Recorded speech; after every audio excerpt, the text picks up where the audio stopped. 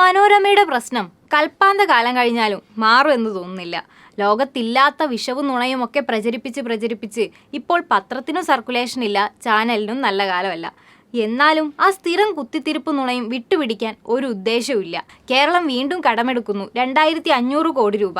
നിങ്ങൾക്കും കടം കൊടുക്കാം, മിനിമം 10,000 രൂപ എന്നൊരു വാർത്താ കാർഡ് പ്രചരിപ്പിക്കണമെങ്കിൽ മനോരമ എത്ര ഫ്രസ്ട്രേറ്റഡ് ആണ് എന്ന് മനസ്സിലാക്കണം. കേരളം 10,000 രൂപ വീതം ഭിക്ഷ യാചിക്കുന്നു എന്ന അപരാധം എഴുന്നള്ളിക്കുകയാണ് ഇവർ ചെയ്തുകൊണ്ടിരിക്കുന്നത്. എന്താണ് സംഭവം? യൂണിയൻ സർക്കാർ അനുവദിക്കുന്ന വായ്പാ പരിധിയിൽ നിന്നും 2500 കോടി രൂപയുടെ കടപ്പത്രം RBI മുഖാന്തരം പുറത്തിറക്കുന്നു. കേരളം മാത്രമല്ല, എല്ലാ സംസ്ഥാനങ്ങളും ഇങ്ങനെയാണ് ഓപ്പൺ മാർക്കറ്റ് ബോറോയിങ് നടത്തുന്നത്.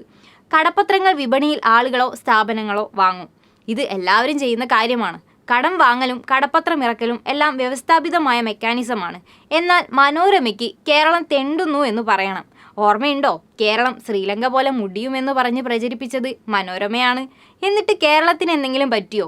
ഇപ്പോൾ ഡെപ്റ്റ് GDP അനുപാതത്തിൽ ആദ്യത്തെ 10 സ്ഥാനങ്ങളിൽ കേരളം പെടില്ല.